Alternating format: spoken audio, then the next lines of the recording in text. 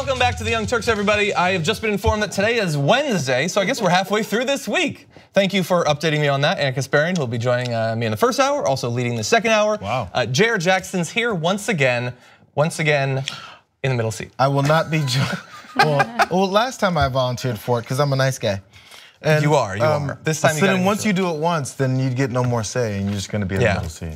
Yeah, there's this weird hierarchy of chairs where I came in and sat over there, and then I was booted because they said Anna would be sitting there. So then you were pretty much stuck. But whatever, you go to war with the show you've got. I don't like moving around the table. I like this spot. Oh, you guys both like that spot? That's how it works? Do you like this spot? I just normally sit over there. I don't know.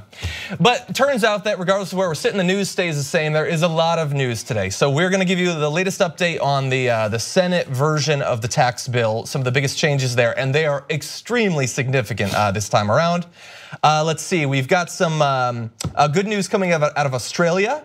And then the initial rumblings of what I think will, in a month or 6 months or a year, be the biggest news, and that is what's starting to come out about sexual harassment and assault, not in Hollywood, but in Washington, D.C., inside of government. And so we're gonna have some of that for you as well. But we start off with the big story of the day, and that is taxes.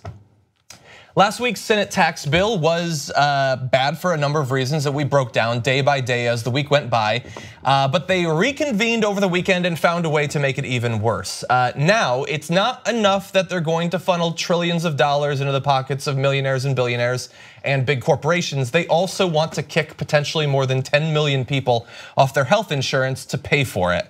Let's talk about some of these changes. The bill's tax cuts and benefits for individual Americans would almost all sunset by December 31st, 2025. So whatever you see about the potential tax cuts that you might get, which are almost surely gonna be very small in comparison to the wealthiest Americans, those will last for a time and then will be gone. That includes the increased child tax credit, which is going from $1,000 to $2,000, the doubled standard deduction, the estate tax cut, which affects one of you in the audience, maybe, repeal of the alternative minimum tax, and even the tax break for pass-through business income. That last part's actually kind of a good thing, but it's gonna be swamped by the rest. The bill also permanently eliminates the individual mandate that penalizes people for not having health insurance. Now, this is going to split some people because the individual mandate has long been the least popular part of the entire ACA for conservatives for one reason, for liberals for another reason. But there are reasons it's there, maybe we'll get into them, and understand that for whatever opposition we might have to it, getting rid of it does actually have an effect in the real world, with the CBO estimating that 13 million people would lose their health insurance, including 8 million on the private marketplaces and 5 million in Medicaid. Now, some people dispute those numbers, say that it would probably be lower, but regardless, we're talking about millions and millions of Americans losing their health insurance to try to make this tax plan seem a little bit more palatable. And for anyone who isn't concerned about the 13 million people who would lose their health insurance under this plan, there's also the issue of premiums going up for everyone. Because the whole idea of the mandate is to get healthy people, essentially force healthy people with this fine to buy insurance, and they subsidize for the more costly individuals who need to get the procedures necessary to stay alive. And so when you don't give people an incentive to buy insurance, healthy people to buy insurance, they're probably not going to. Premiums will go up. So these are the same conversations and arguments we've been having about the healthcare bill, about repealing and replacing Obamacare for the past however many years. And then even for the past year since Trump has been in office, when they said, okay, first thing we're gonna do is repeal and replace Obamacare, or just repeal, or just skinny repeal, or skinny replace, all the different things they kept trying to do. Once they failed multiple times, they said, oh, I have an idea. Let's just do it with the tax bill, because the tax bill is gonna go through easily because every Republican wants that. That's where we are now. Exactly. So they think we've been hearing about it so much, and it's true. So many Americans will be like, oh yeah, no, yeah, Obamacare is bad. Yeah, individual mandate bad. Oh yeah, premiums up. Oh yeah, marketplace. Oh yeah, screw those poor people. I'm one of those poor people. Okay, screw them anyway. Yeah. And then let's move on to the next thing, and then do what? Not give tax breaks to those same people, but give tax breaks to the very top. Yeah. But they want that to continue to be muddied. And in the end, by the mid-2020s, under this current plan, after we've given all this money to the wealthiest Americans, after we've taken the health insurance away from over 10 million Americans, most Americans at that point will actually see their taxes being higher than they are today because of the way that this is structured. Now, overall, the most important component of this is that change to the individual mandate. Like I said, it's not popular. It's not popular for Republicans, it's not popular for Democrats either. As many people point out, it originated from a conservative think tank, which is certainly an interesting historical footnote, but it is one of the 3 components of the ACA that has allowed it to work, and that has done a great amount of good. Many people have had health insurance. They haven't gone bankrupt, they haven't died, they haven't dwelled with chronic conditions being untreated because of something that we kind of dislike. At the end of the day, all of it sucks in comparison to Medicaid for all, Medicare for all, I should say, or some sort of single payer. But because we have Donald Trump as president, we ain't getting that for several years, maybe for another 7 years. So for now, we need to protect people. This is not just designed to kick them off health insurance, it's also designed to create a ripple effect that eventually will bring down the entire system. This is the term that people always say, kicking the can down the road, we're gonna push it back later, and all these things when it comes to politicians and legislation. So again, you mentioned the 2025 when these things would sunset and it would change again. Yeah. These are all temporary bandages to put on something right now so they can get their severe tax cuts for the people who fund them their entire lives and their entire careers. So when someone may read, oh, it sunsets in 2025, you don't think, you think that's so far away, but it doesn't matter how far away it is. That's 7 years basically away, and now you're thinking, oh, well, it's okay, it's 7 years away. By then, I'm gonna be rich because they keep telling me how if I just wait longer, I'm gonna get rich. Yeah. These people who I've given all of my money to are gonna give it all back to me in abundance just because they love me.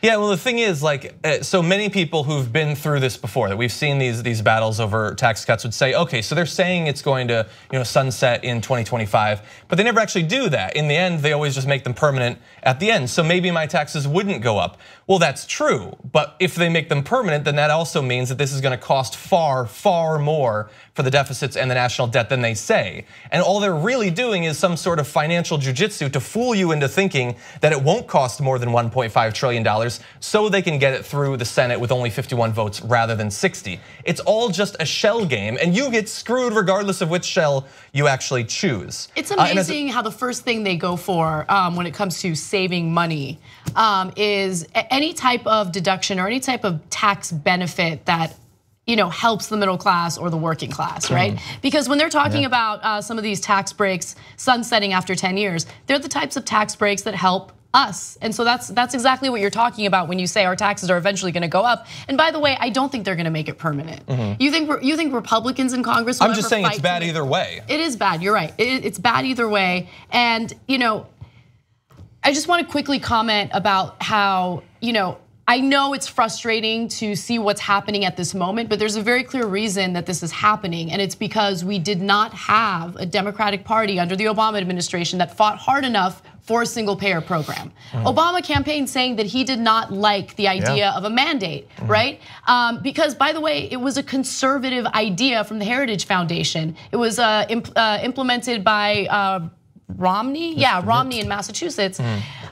So I just think back at the so-called blue dog Democrats, and I think back at, at least it appeared that Obama easily caved on the notion of a single payer healthcare program in the US. And that's why we're having this ridiculous debate years and years later, and I see no end in sight. That's frustrating to say the least. Well, and also that sort of frustration that you have should be a warning to everyone. Like, even if we think, okay, we're gonna get Medicare for all, it's gonna be awesome, and it would be awesome. Let's say we fight, and in 4 years or in 8 years we get a president. He fights for a year, and then we get it. Everybody's thinking like, oh, then we've won. No, after the ACA, they fight you for fucking decades. After Roe v. Wade, they fight you for decades. After the Great Society, after all those you don't just win, you win and then you fight to maintain your winning. So even once we get Medicare for all, there are gonna be attempts to undermine it, attempts to repeal it for the rest of your lives and possibly the lives of your children. So buckle up, even if we win on that issue. Now why is that? Because the people that don't because we have a government where power goes back and forth. And also, the people that don't want it, that don't benefit financially directly from these types of things happening for them, are paying our politicians to keep fighting it. Oh yeah, totally. If no one is funding them to keep fighting actual help for Americans, or what, honestly, not even help. I hate saying things like the help or the entitlements, which is now a bad word. The reason it's an entitlement is because it's what you deserve, it's what you paid for. If I go to the store and I spend $100 on groceries, I expect to get my $100 worth of groceries. I'm not entitled if I only get a couple loaves of bread and some eggs. Shit, I paid for all of that. We pay for this. No. But like, okay, you're right. But the propaganda that essentially, defames people for wanting to take advantage of the benefits that they've paid into. It is seeping so deeply into the minds of some Americans. Just yesterday, I was listening to a conservative radio station, and a caller called in and was like irate over the notion that people get tax breaks for their kids, right? And he's like, what are they gonna do with that money? They're gonna squander it anyway. First of all, how do you know that? Secondly, it's their money. It's their money. They worked for it. It's not your money. It's their income, you idiot. Yeah, what if they just spend it on their stupid kids though?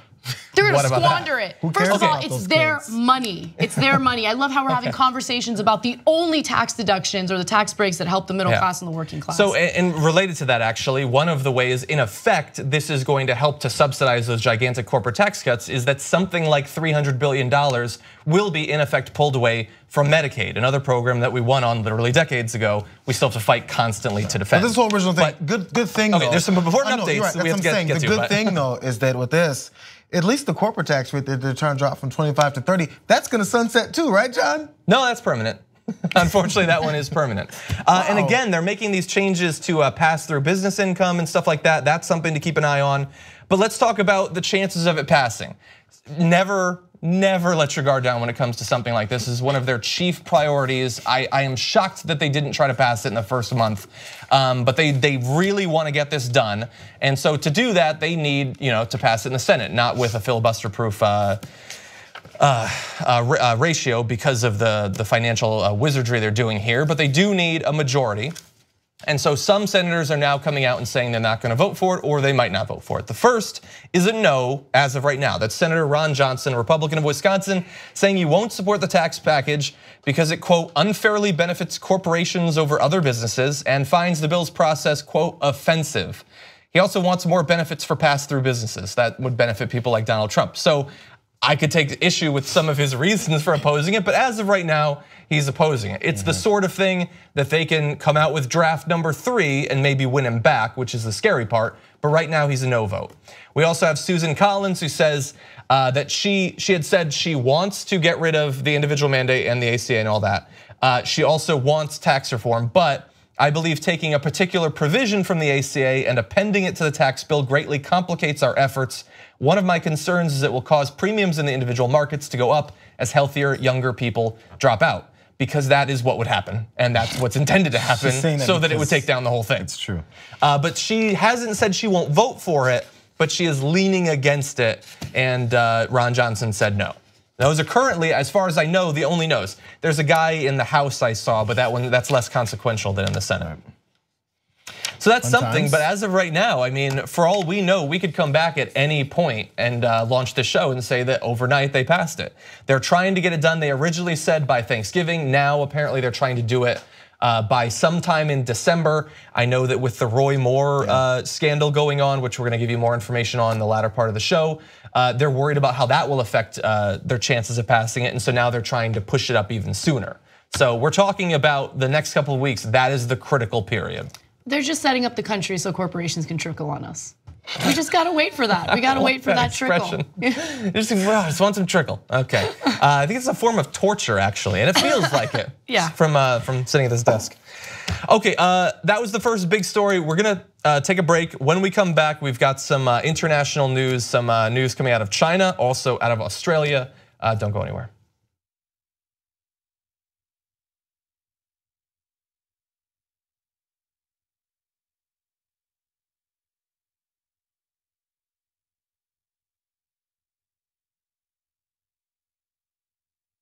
I'm super excited because we have different levels of members. They pay $10 a month, but there are some members that pay a little more. Our executive producers, for instance. My favorite thing about executive producers is that we have quarterly calls with them. I love that I'm getting a little transparency and I'm knowing what you guys like and dislike, ideas on how to improve the show, topics that maybe we haven't heard of yet and you really want us to cover. We have so much respect for you because of the fact that you keep us independent and allow us to be uncensored, unfiltered, without worrying about corporate sponsors breathing down our necks and telling us what we can and can't say.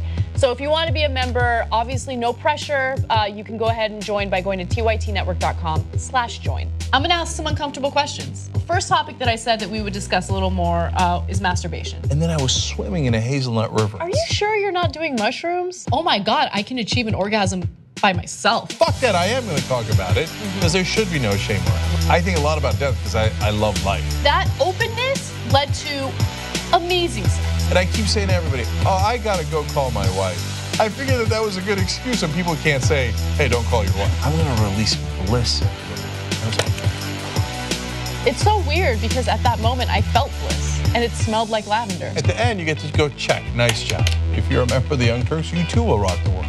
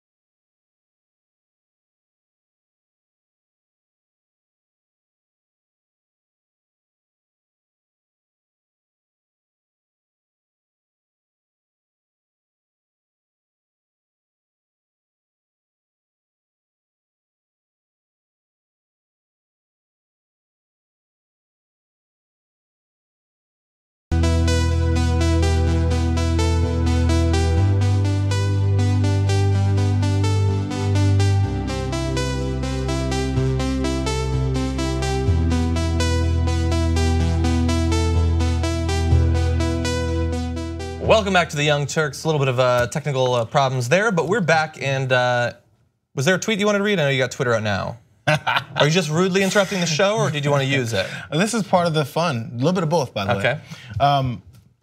From Dr. R. Winwin Olival. I don't know if this is a real person. Could be a Russian bot.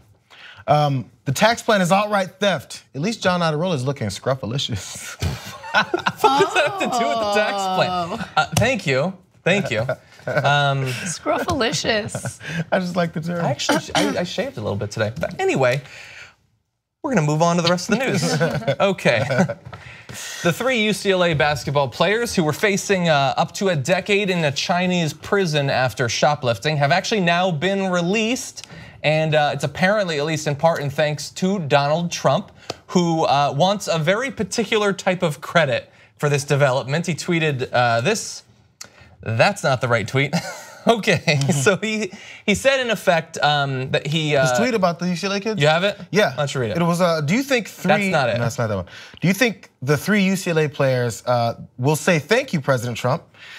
They were headed for 10 years in jail! Exclamation point. There. So like let's say he did it. It seems like he did it. It's within his power to do it. It's the sort of thing you'd expect a president to do.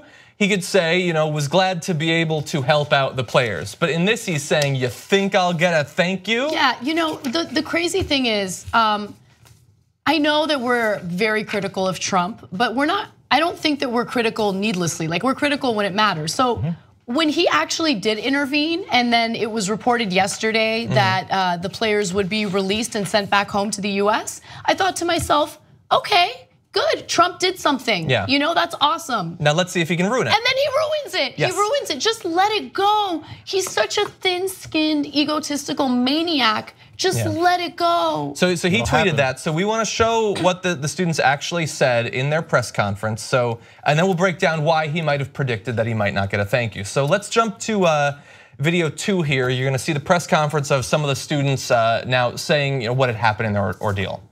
To President Trump and the United States government, thank you for taking the time to intervene on our behalf. We really appreciate you helping us out.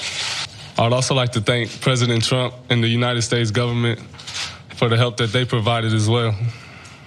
Thank you to the Pac-12 and the whole UCLA community that helped us the whole way. And thank you to the United States government and President Trump for your efforts to bring us home. Thank you, Jeffrey. So you asked for it, you get it. Now, what is everyone happy now? Does that change anything? Does it make you feel better? Oh, my president got his props from written statements from college kids who went over and they did admit, and by the way, in that press conference that they did shoplift. Yeah. So it was, and then because that was, I think, some of the questions was whether or not they were targeted and wrongfully accused and all that stuff. So they did. They all admitted that they took part in it. And so, oh my God, he got his apology, and I tweeted this earlier. Oh, so when is President Trump gonna, we're waiting. I'm demanding his you're welcome to these thankful students who bowed their heads and made sure they said, oh yeah, I'm sorry, thank you, Mr. President. Yeah. Like is this useful? Does this do anything for you except for humiliate these 3 guys? So why in the first place, rather than simply waiting to see what they said, why did he come out and say, I'm probably not gonna get a thank you? Why is that? I know why. We know, okay, well, why? Why, JR, why? Because, Go ahead. well, first off, he wants to be put on notice that he's the shit. When am I gonna get some attention and some kind of respect? Somebody's gotta talk about things I've done. This is a win for me. I was about to give you some respect in regard to this story until you went off and acted like a child, a freaking child on Twitter. Yeah. Just, it's amazing. He's like completely unaware of how to behave like an adult. Seriously, again, for the billionth time, I was super supportive of how this all went down until he tweeted that. Yeah, and so look, we got to acknowledge that he rallied his supporters to his side just a couple of months ago with the NFL issue, trying to turn the American public against people who are trying to draw just a little bit of notice to some of their extremely long-standing racial grievances against the justice system in the US, against police and those sorts of things. And they loved that. They ate that up, the Trump fans. And so now you have some more athletes. I noticed they weren't all white, and for some reason he automatically assumes that they're not going to credit him with helping them out. And I didn't pull the tweets or anything like that, but you had given me tweets When Fox reported on this, there were tweets about these damn thugs, they're entitled, all that stuff. And so this is because they were in a Chinese prison and then on an international flight. They just got back last night. And then as soon as they get back, they do it. Yeah, he didn't even really give them an opportunity to say thank you. Considering that it was just announced yesterday that they would be released. And then you're right, that international flight, you don't even have Wi-Fi on a lot of those flights. Exactly, or you gotta pay extra. If they don't, who gives a damn? Yeah, they had to get home. That's the most important point. Homeboy hasn't had any legislative wins. He hasn't succeeded in anything other than naming a Supreme Court justice, right? And this is a story we're gonna do in hour 2, but he's going to foreign countries begging them to buy our weapons so he can show the world that he's doing something. Yeah. As if American voters are like, I'd really feel better about my life if we were selling more of our weapons to foreign countries. Exactly. But yeah, like he's desperately trying to show that he's winning at something. Yeah. And instead of actually focusing on policy-driven, intentions, he's focusing on bullying college basketball players into giving him credit for what he did. Yeah, it's now so pathetic. Look, as we transition to some good news, I have no idea what the politics of those particular students are. They play a sport, and so you'll be shocked to find out I don't know who they are. Probably have no politics. But probably not at all. College guys. I was thinking for myself, and so I turn this to you. How long would you be willing to be in a Chinese prison rather than be sprung by Donald Trump and you have to thank him? I'd do a week. That's a great. I have a story. I do a week, I think. I have a story. You guys, What? I'm sorry, I'm gonna make it really fast, as fast as possible. Wendell Brown is a former college and then semi-pro football player. Ended up playing pro over in the CFL and in Europe. He went over to China to try and get a job after he ended his career to coach.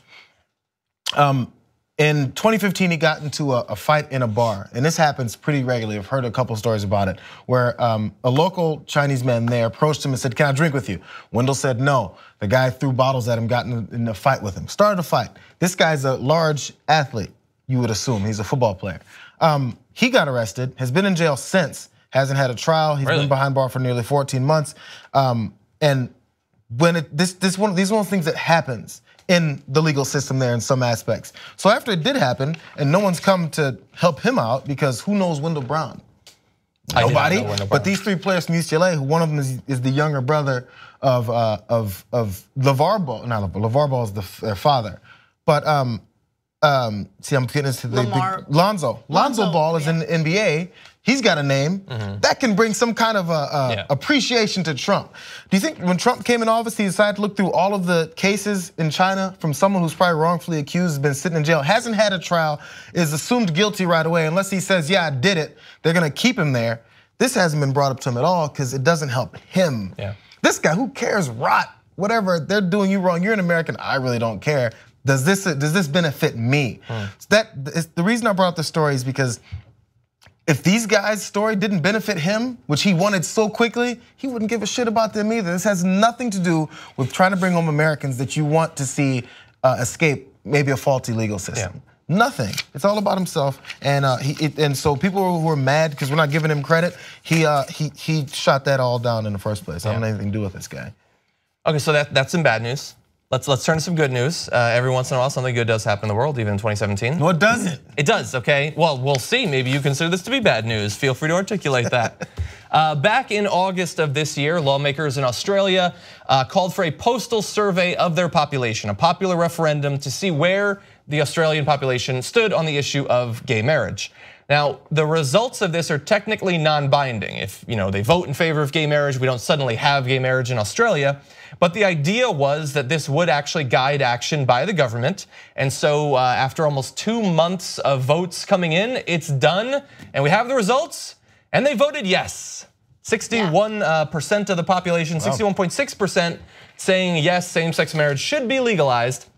But perhaps more importantly, almost 80% of the population of eligible voters actually turned out. I mean, this is a referendum vote. Obviously there had been a lot of publicity. It's an important issue. Passions run hot on both sides, but it's not like a presidential election. You would assume this might have lower turnout, but 80%. In fact, the majority voted yes in 133 out of 150 electorates. There was no age or gender group that had a turnout rate lower than 68%, and so everybody was pretty invested in this, and they actually voted the right way. The Prime Minister, Malcolm Turnbull, said, "We must respect the voice of the people. We asked them for their opinion and they have given it to us. It is unequivocal, it is overwhelming," and Turnbull has said a vote will come before Christmas. Right, so Parliament is planning on voting on it. And actually doing something about it, yeah. Right, because this vote, as John had mentioned earlier, is non-binding. But I'm really curious, like, it's likely Parliament will vote in a way that represents the people of Australia, right? It seems like it, yeah. I'd hope they do that, but there still is like that tiny chance that they might not. So yeah, and the situation that led to this is complicated, and I would leave it to an expert on Australian domestic politics to break it down. But there had been some talk about the possibility of amending the Constitution to allow same-sex marriage, and then there was difficulties with the forming the governing coalition, and that's one of the things that led to this. And a lot of people were not happy about this vote being conducted. For one thing, I think estimates said it would cost Australian taxpayers $122 million to conduct, which is a lot of money. And then there was also the possibility that when you turn something like this to a referendum, that maybe the people who are opposed to it are more likely to rally their supporters, and it could have gone down. And so from what I know, one or two people in Australia, and they've told me it's caused a lot of issues there where people are, they're distrustful of each other, they're angry of each other because people are posting things for or against gay marriage now. But at least thankfully, after all of this, all these problems, all this strife and everything, it looks like they're moving in the direction of legalization. Awesome. And if we could bring up this graphic, you're gonna see a worldwide map of the current locations where it is legal. And so I believe this would be the 35th country that would legalize it. A couple countries cut off on the end there. We don't know exactly what's happening with them, but you see it spreading, okay? If you looked at that map 5 years, 10 or 20 years ago, it would not look like that. And so that is what progress looks like in practice. Was there anything else on that? No, I don't believe so. Okay, we're gonna jump to our second break. We had, again, a little bit of technical problems. We're gonna try to get everything resolved, and we'll be back with some of the allegations of sexual harassment and sexual abuse and assault inside of Washington, D.C. after this.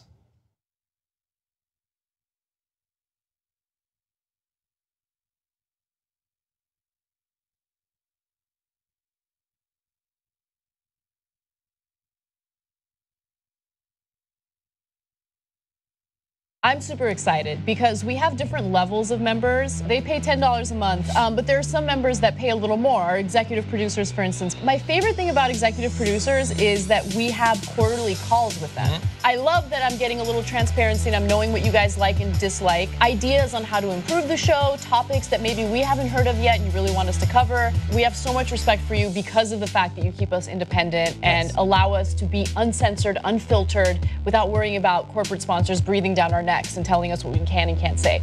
So if you want to be a member, obviously no pressure. You can go ahead and join by going to tytnetwork.com/join. I'm gonna ask some uncomfortable questions. The first topic that I said that we would discuss a little more is masturbation. And then I was swimming in a hazelnut river. Are you sure you're not doing mushrooms? Oh my God, I can achieve an orgasm by myself. Fuck that, I am gonna talk about it because there should be no shame around it. I think a lot about death because I love life. That openness led to amazing sex. And I keep saying to everybody, oh, I gotta go call my wife. I figured that was a good excuse and people can't say, hey, don't call your wife. I'm gonna release bliss. It's so weird because at that moment I felt bliss and it smelled like lavender. At the end, you get to go check, nice job. If you're a member of the Young Turks, you too will rock the world.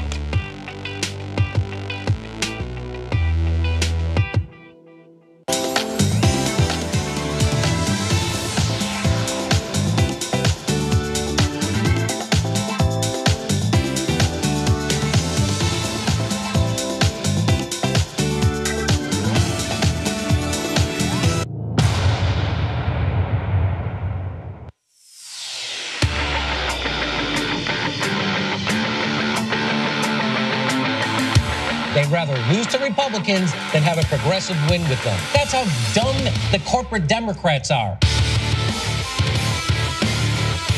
It's the Democrats who lull you to sleep, and at the end of the day, they're the ones who push the right-wing agenda.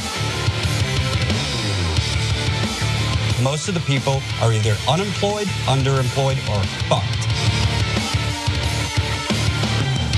This is why you lost to Trump, you fucking moron. What the fuck is wrong with you? Whoever wrote that, I'm sure they were typing with one hand and going like this with you. The Democrats are dead. The way you feel right now, that's how a chump feels.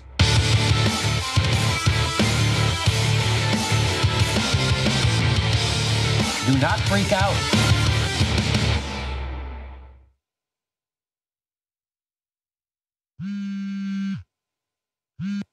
Hey, what's up? Aaron, what do you like better? The rabies or the rabies? Go.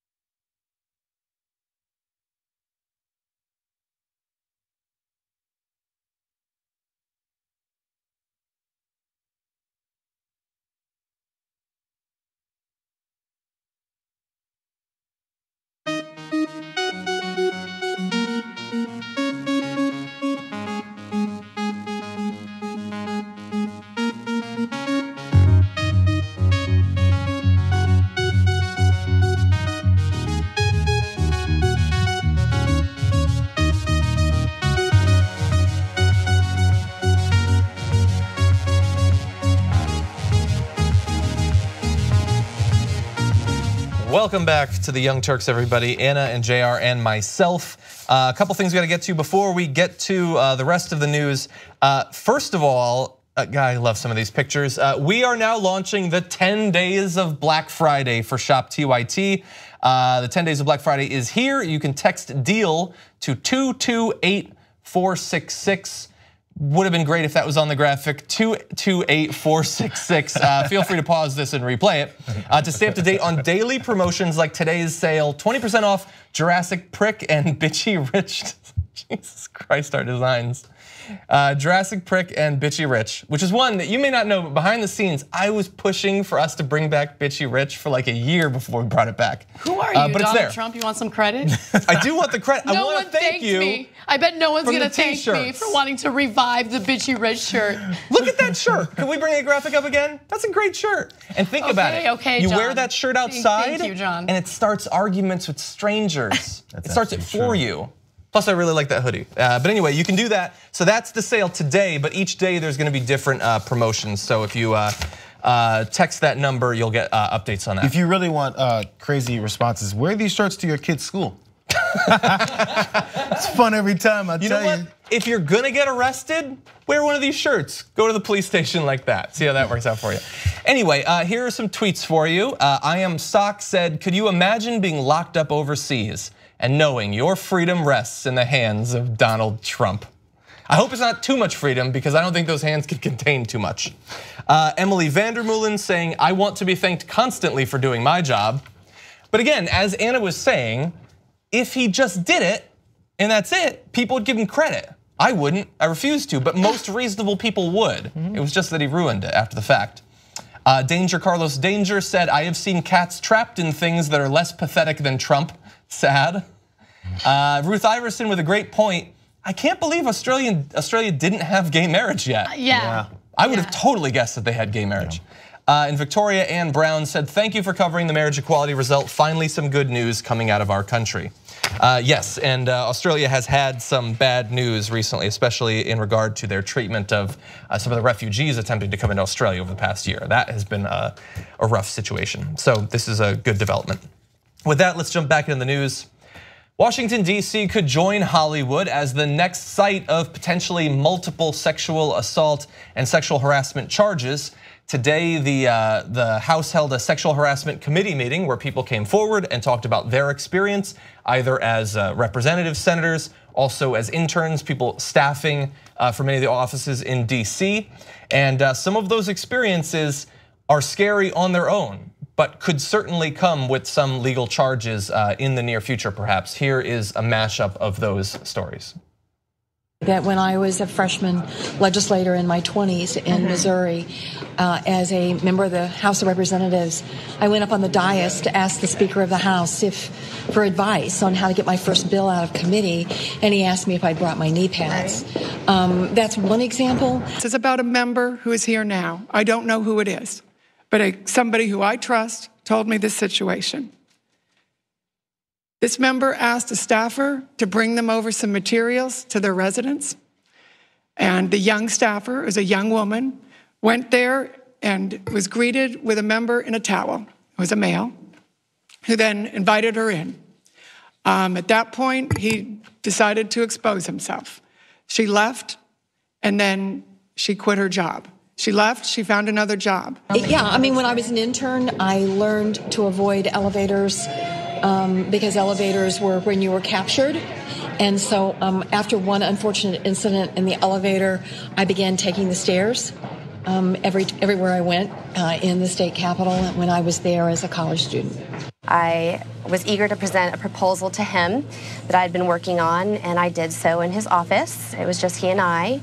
And as I got up to leave, he stopped me and said, "My God, you just look amazing today.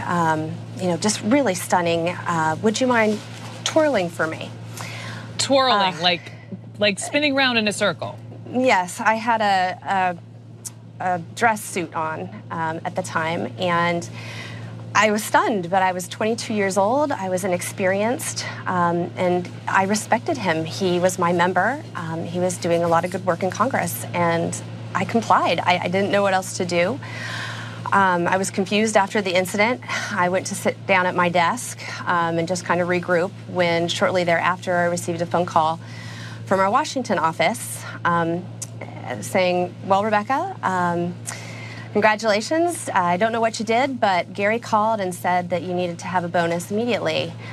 And I was so furious at the time because I knew exactly what I did. I twirled. In fact, there are two members of Congress, Republican and Democrat, right now, who have been subject to review, or not have been subject to review, but have engaged in sexual harassment. These harasser propositions such as, are you going to be a good girl? To perpetrators exposing their genitals, to victims having their private parts grabbed on the House floor. And so Jackie Spear right there at the end also said that when she was just starting her career in politics, the chief of staff in her office sexually assaulted her. And so it feels to me, and I think to a lot of people, like this is just the beginning. Like we know that what leads to this sort of behavior is unbridled power. And Hollywood had that. It had the culture that protected these people and allowed this sort of thing to go on. And we know that stuff like this happens in DC. And I mean, these are not simply like, hey, something happened decades ago. People currently serving have sexually harassed and assaulted people.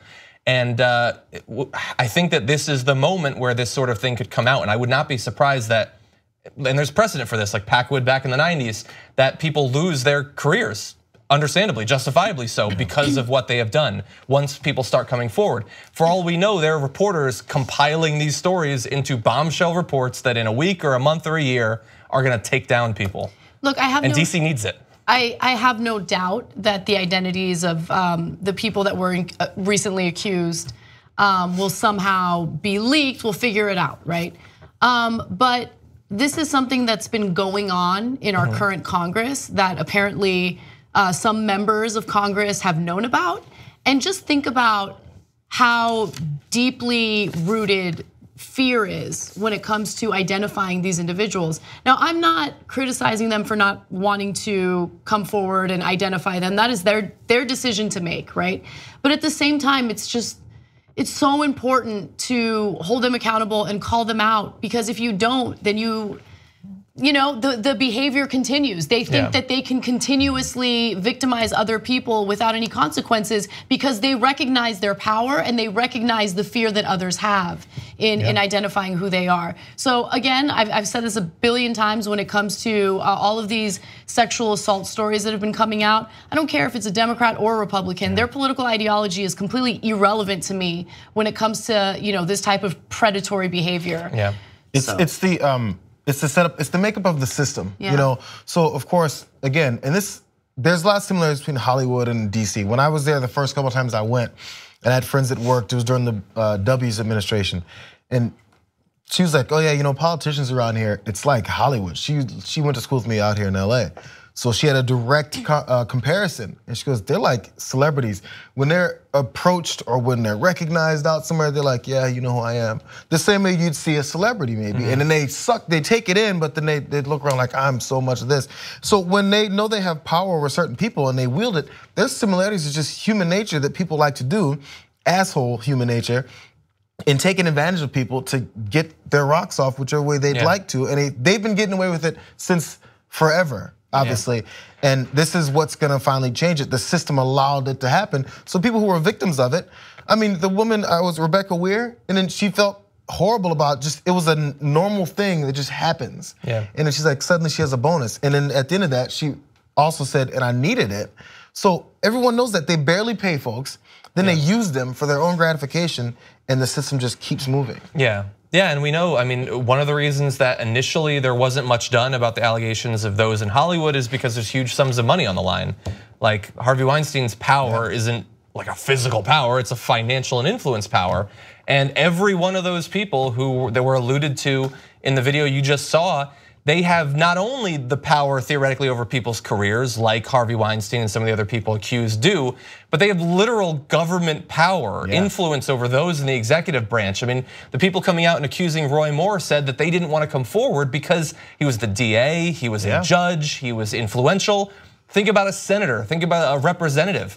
And there will be defenders of them the same way there are still defenders of Roy Moore, because a lot of people will say, sure, I would love it if people weren't getting sexually assaulted, but I gotta have my majority in Congress, and I'm not gonna jeopardize that just to stand by my supposed principles.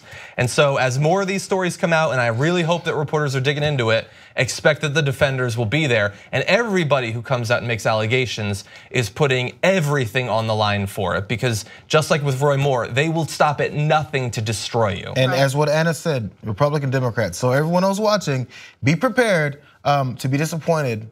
And if you're right, and these names will come out more, be prepared to be disappointed in some of the names you will hear. There can be representatives, there can be senators, and there can be people that you liked, and things that you liked, what they've done and legislated, but they still, many, as we're hearing, have done this stuff. So be prepared and don't be ready to defend them just because you like them, what they seem to be. And it's likely to be from both Republicans and Democrats.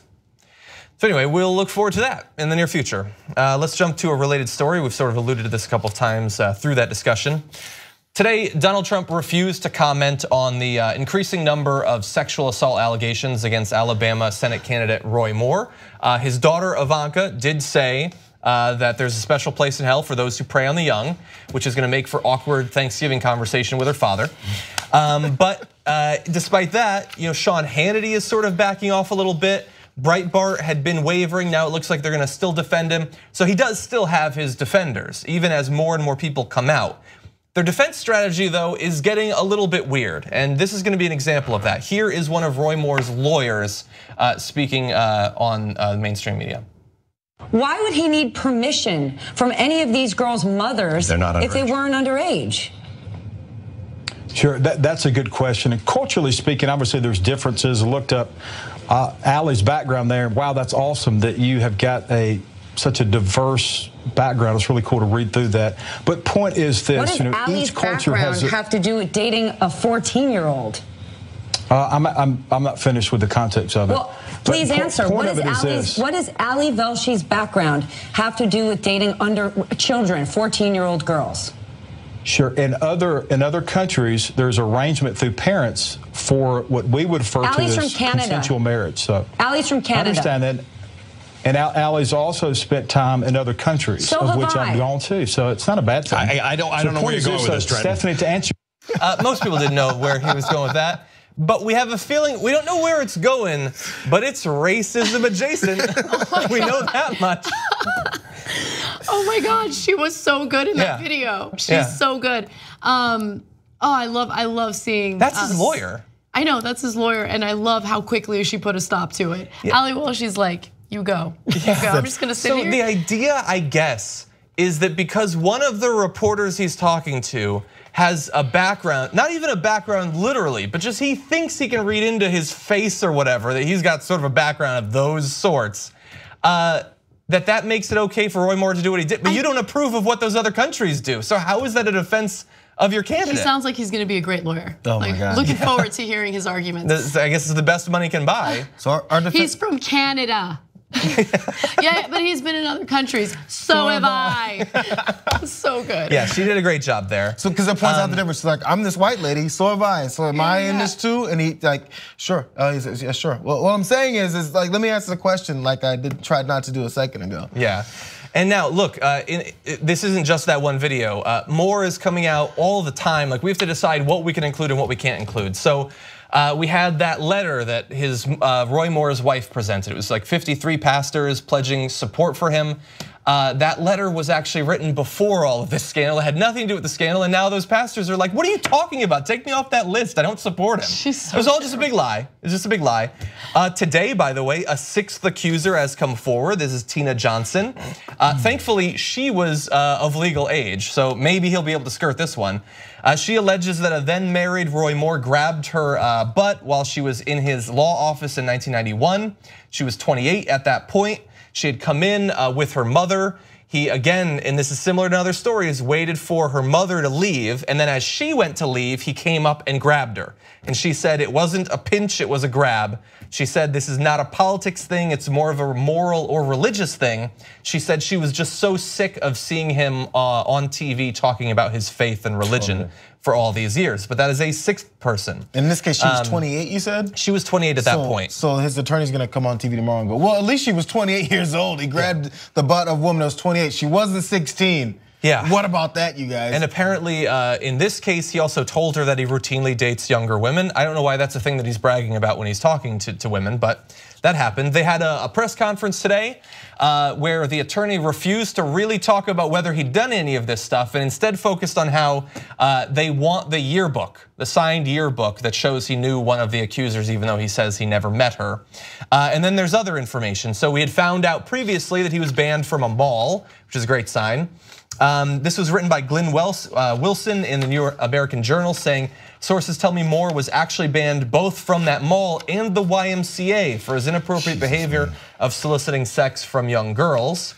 And coming out of the New York Times, reported by Jess Bidgood and Richard Fawcett saying, Mrs. Abney, one of the accusers, said she recalled Mr. Moore being a regular presence in the mid-1980s at the YMCA. There she said he was off, I apologize, she was not one of the accusers, she was an employee at the YMCA at that point. There she said he was often talking to much younger women, women that appeared to be high school on up in an exercise class. I'm not saying he was trying to pick them up, it just did not look appropriate. And so this is a guy who's hanging around high schools, hanging around malls, hanging around YMCAs, bragging to people left and right that he dates younger women. That seems like trouble. If we can bring up this final graphic, you're gonna see here, they're gonna try to say that if they can just get their hands on the yearbook, they can prove that it's not his signature. That's his signature on top, and that looks suspiciously like his signature down below. Man, his signature really hasn't changed in decades, has it? Well, kind of keep it. In any event, this is not looking good for him at this point.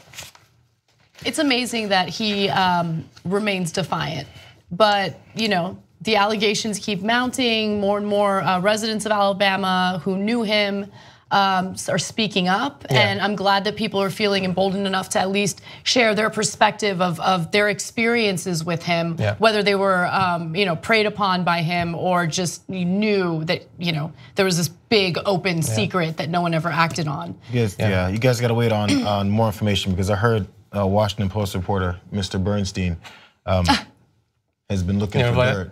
We did hear that. Apparently there is a fairly shady sounding Washington Post reporter who's been calling people in Alabama to get information. Here is a recording of that call. Hi, this is Lenny Bernstein. I'm a reporter for the Washington Post calling to find out if anyone at this address is a female between the ages of 54 to 57 years old willing to make damaging remarks about candidate Roy Moore for a reward of between $5,000 to $7,000. We will not be fully investigating these claims. However, we will make a written report. I can be reached by email lbernstein@washingtonpost.com. Thank you. Pathetic. That was really a robocall that was being made to people in Alabama. Bernie Bernstein is not a Washington Post reporter, but isn't that just perfect right there to encapsulate everything? You can't trust the media because they're paying off people to lie. We're not gonna fully investigate this. That's what a reporter would say in that call. And his name is Bernie Bernstein. In case you'd forgotten the racism, anti-Semitism at the core of this movement. So Roy Moore's defense, with all of these allegations being lodged against him, is that the libs and the establishment Republicans are paying people to say these things about him, right? And then immediately there's this fake Washington Post reporter named Bernie Bernstein, offering money for fake statements. Come on, man! Tomorrow He's so transparent. It's so obvious. He couldn't be more obvious. It shows the degree of belief they have that their constituents, their voting bloc, has any level of intelligence. We'll call him Bernie Bernstein. We'll have this weird cartoonish Jewy voice. What the? Well, and also they're assuming our supporters are anti-Semitic. We can use that. Yeah, we can use it because we are too. We link up with how they think. And there's no way they're gonna actually email because maybe they're not real victims. So they're not gonna look up the fact that Bernie Bernstein at WashingtonPost.com isn't a real email address, which people, once this story got picked up, checked it. Obviously it's not real. Oh, nobody's gonna check this out. They're just gonna hear it and go, oh, I'm gonna go and vote for Roy. They keep getting to him. Because the first thing they said when this whole broke was people who support him, they're like, well, it's from the Washington Post. You really can't trust them because they've been told this so many times. Exactly. All you do is say at WashingtonPost.com and they will buy it. And as of right now, despite the fact that there are now 6 people accusing him of various forms of sexual harassment and sexual assault, he is refusing to drop out of the race. And I saw a poll today, had him up 6 points. The NRSC put out a poll saying that he was down 12 points. But as many people have noted, there's a lot of reason for the NRSC to want to pressure him to get out. And those sorts of internal polls are usually more prone to error than regular polls even. So there's some reasons to believe that that's probably not accurate. It's possible we need to get more polls, but he can still win this thing, especially if they do a scorched earth campaign, convincing everyone that some sort of weird alliance of reporters and Jewish people are trying to convince them that their good godly man is a pedophile. Just throwing shit, see if it sticks. Exactly. That's the way it works. And it's crazy, Washington Post, there's been 6 accusers. They spent like $30,000 minimum on this. That's a good point. That's a lot of money.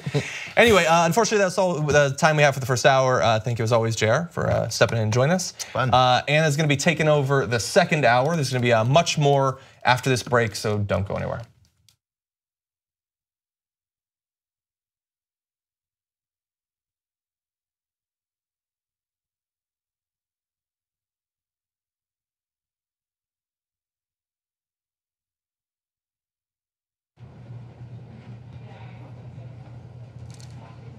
Hey, Grace wanted me to give you this. She sent it from Alaska? No, she just gave it to me.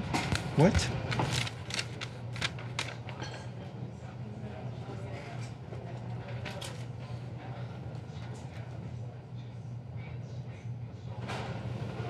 Have you seen Grace?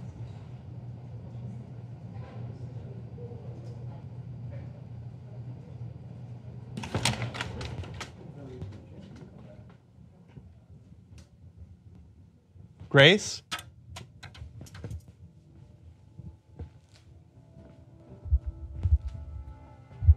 Grace?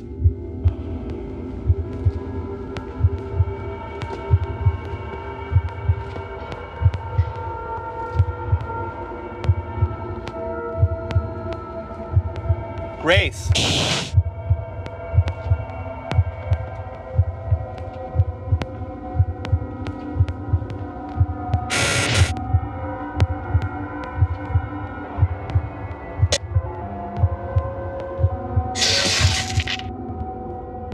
Grace.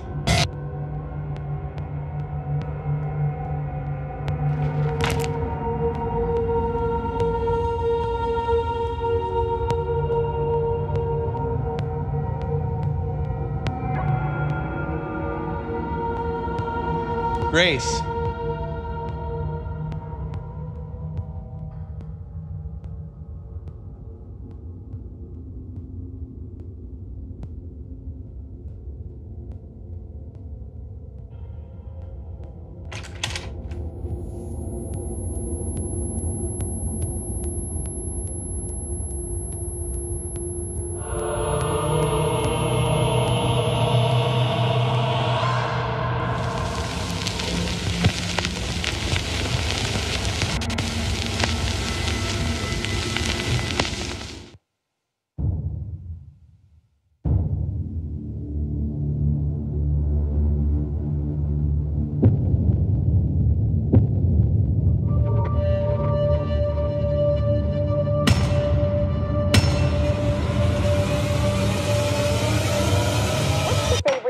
You have in common with your daughter? I was going to say sex, but I can't relate that to her.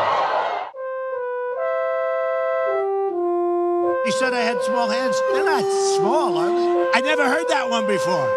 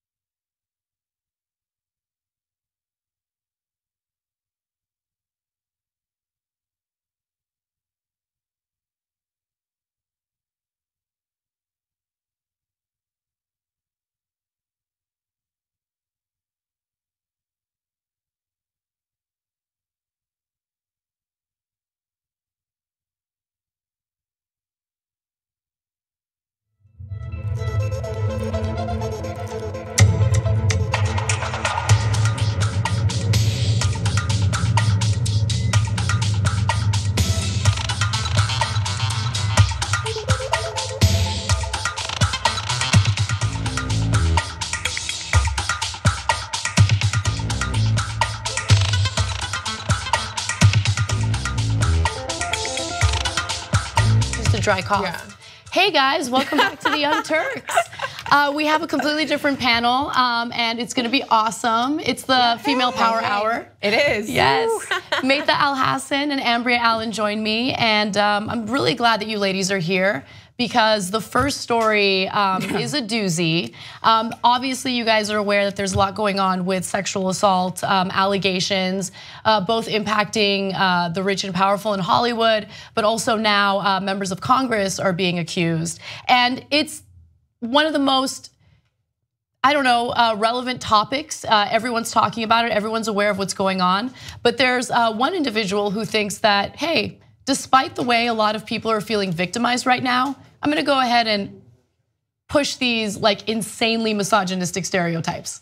So we're gonna get to that in just a minute. Later on in the show, we're also going to talk about what Trump is doing to boost his approval ratings. It has a lot to do with trying to sell weapons to foreign countries. I don't know how that helps boost your approval ratings among Americans, but we'll talk about that.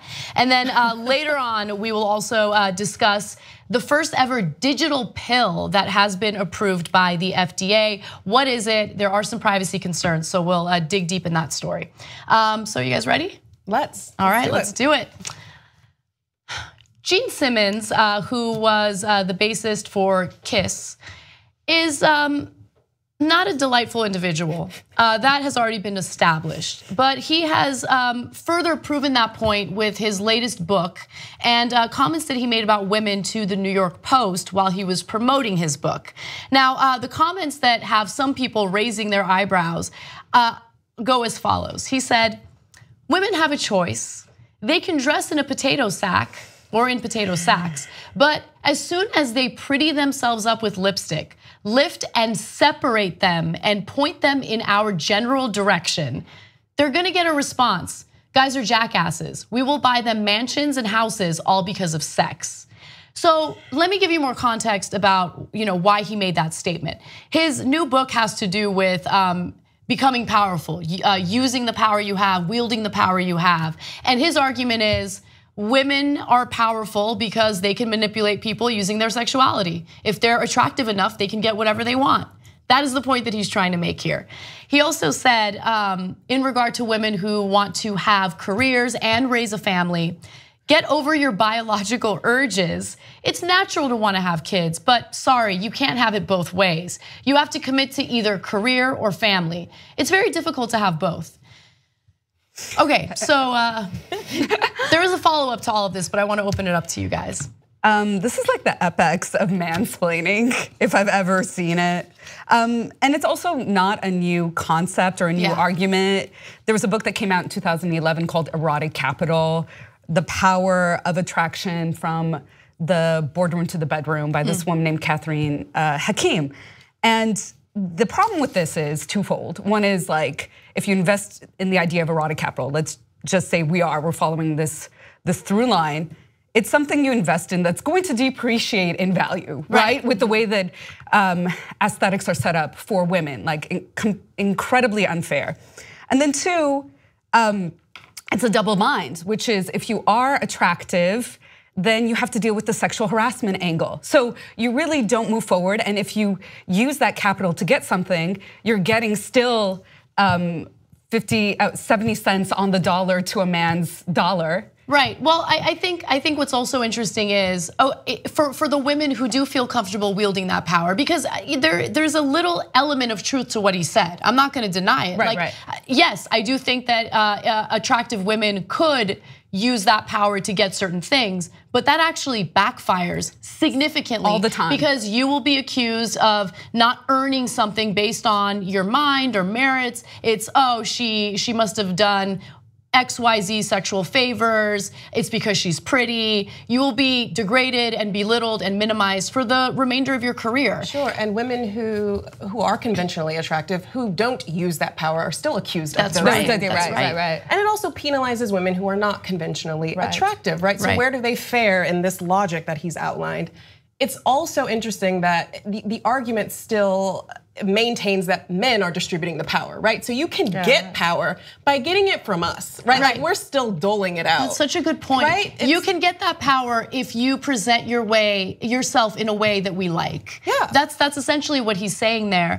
And so he recently went on the Today Show, and the fine ladies at the Today Show called him out on his comments, and here's what he had to say. Take a look.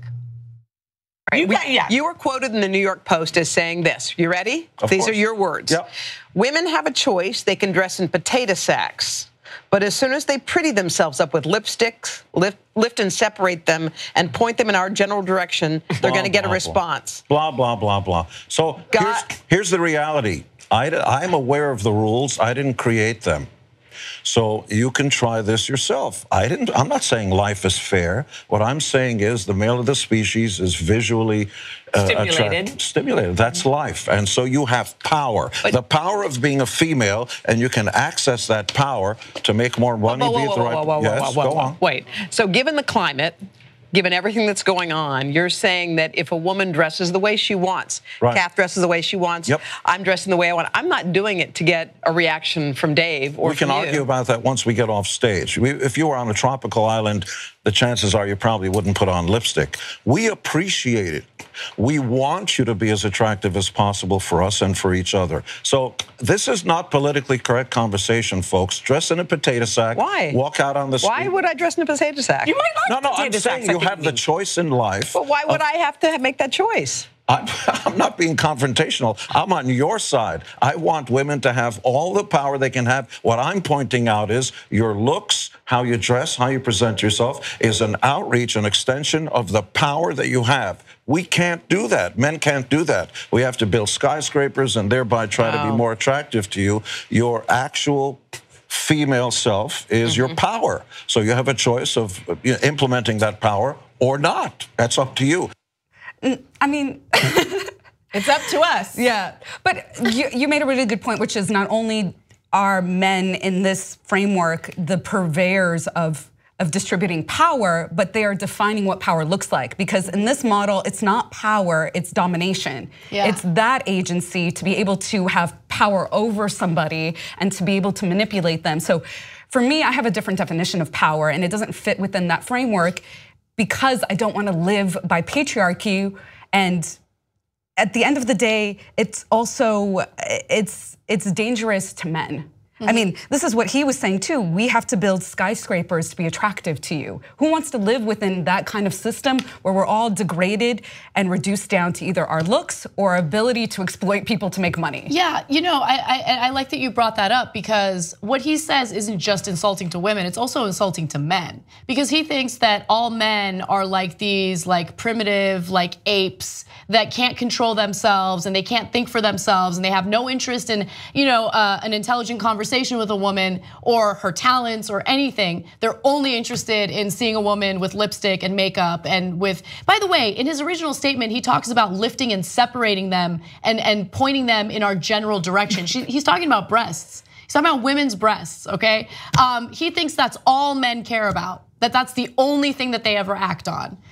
It's so incredibly like simplistic and insulting to both genders. Yeah, and I mean it assumes one, him saying women need to resist our biological urges in terms of that dichotomy between motherhood and the workplace is ridiculous. But let's talk about men's biological urges, right? Like if we're gonna talk about urges, also it presents women as only being interested in men's ability to produce capital and not actually like interested, right? Like a lot of men don't build skyscrapers. Like let's start there. Also, women like visual stimulation. Like I know. We like all of these, there's so many wrong things. And you know, his argument that, you know, I didn't make the rules. Like that's such a lazy argument. Like you're complicit. And men change rules when they don't like them. So you can't just say like, it's just, this is what it is. So this is how we gotta be. Like y'all change stuff when it benefits you. When you're benefiting from the system. So yeah, and not only is he benefiting, I mean, he's saying I didn't write the rules.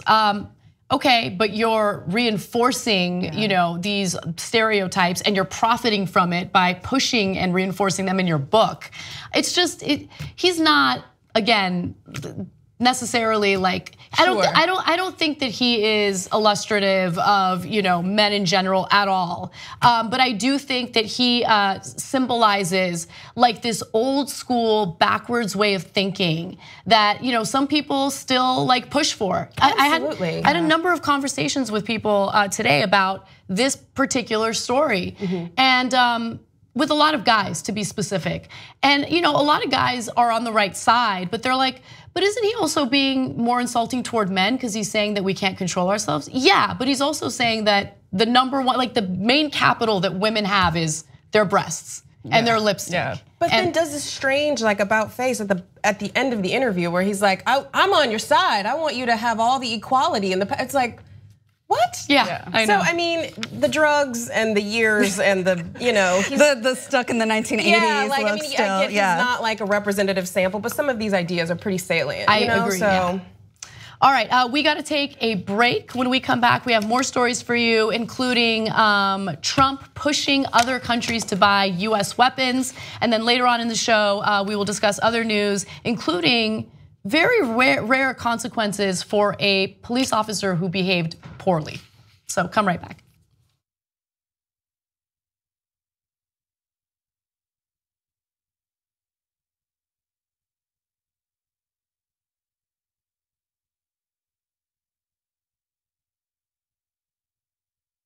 Today is truly a historic day with the Supreme Court decision that makes same-sex marriage legal nationwide. So this is one of those days in American history. It doesn't come along that often.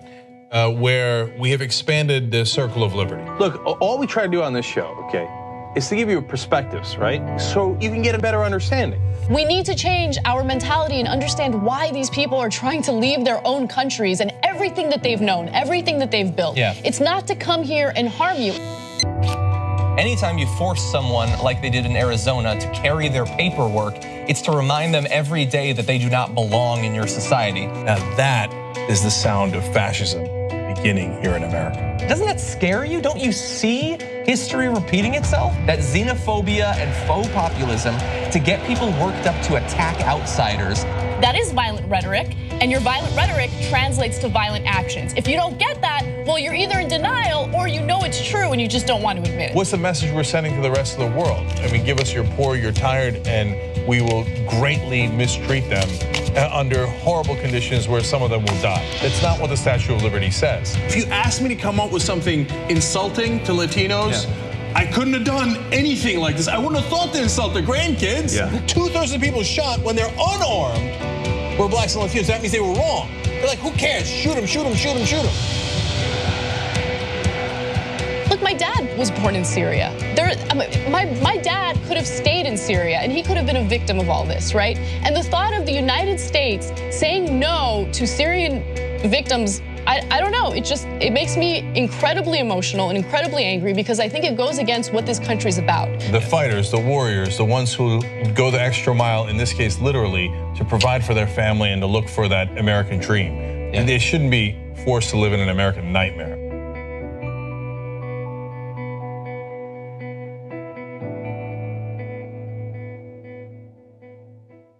I saw a picture of John. I was like, look at this fucking badass Viking he met on his trip. And I was like, oh wait, that's John. Yeah. Because his beard is so grown. I swear to God, I didn't recognize him. I thought it was like a dude from up there, like a Viking looking dude from up there. Yeah. And I was like, hey, we've got our own Viking. Look at Johnny Pie. Johnny Pie, we miss you, big guy. And he was at Svalbard. We were talking about how he was going to go get the grains if he's the last person on Earth, and he's got to, or among the last people on that ship, and repopulate the Earth after North Korea.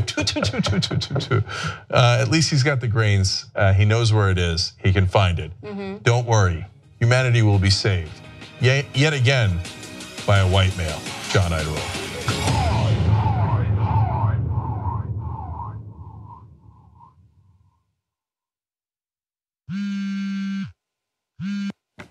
Hey, Cenk, what's up? Aaron, my VCR keeps flashing 12, but it's not even midnight. Go.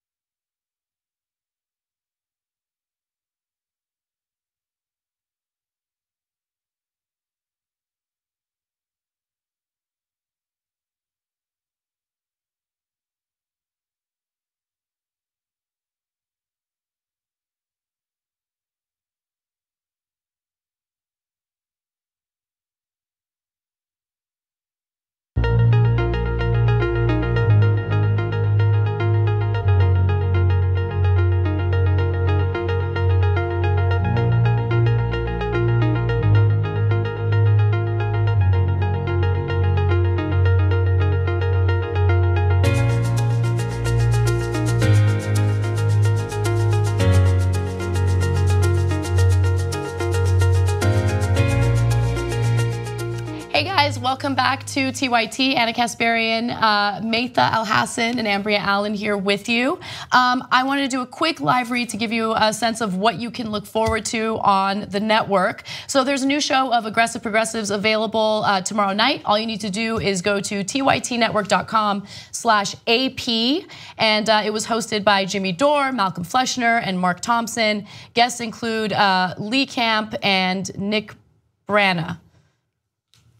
So you should check it out. Also, Old School returns tonight, streams live for members at 9 p.m. Eastern time, tytnetwork.com/members live. And then a quick mention of TYT Lives for you. The Mad Lib wanted to respond to John's comments about the bitchy rich shirt. He said, that bitchy rich shirt really is dangerous. I have to plan my day around what part of town I'm going to be in when I wear that shirt out. Too strong. Also, Beth Haven says, I don't know about others, but I feel like the molestation accusations will result in little or no action other than to distract us all while the Congress screws us all on the obscene tax proposal. Beth, we are not going to be distracted. We will talk about both issues as we did on the show today.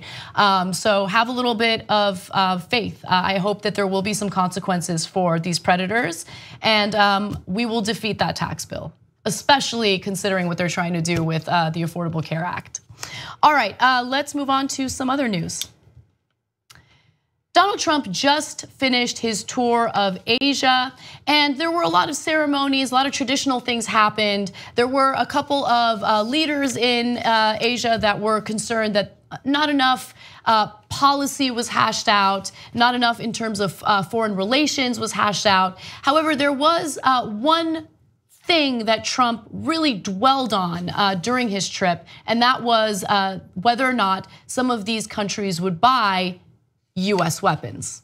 So Bloomberg reported on this, and I thought it was fascinating because, as we all know, Trump is planning on running for re-election, and he wants credit for achieving things. But legislatively speaking, he hasn't really accomplished anything at all. And so he tries to find these other ways of doing things that he can get credit for. And he believes that selling weapons to countries like Vietnam will somehow boost his approval ratings and get Americans to vote for him. So according to sources who spoke to Bloomberg, sources who are familiar with these conversations that Trump had with the leader of Vietnam, he said that he needed quick wins. He told his team in the room because he'd be running for re-election before anyone realized. And weapons sales, in Trump's view, are good for his approval ratings. Trump also rarely sat down in a country without pointing out that buying a few F-18s would go a long way toward winning his heart. He told the story repeatedly of how a US sold missile defense system had knocked down a rocket targeting an airport in Saudi Arabia.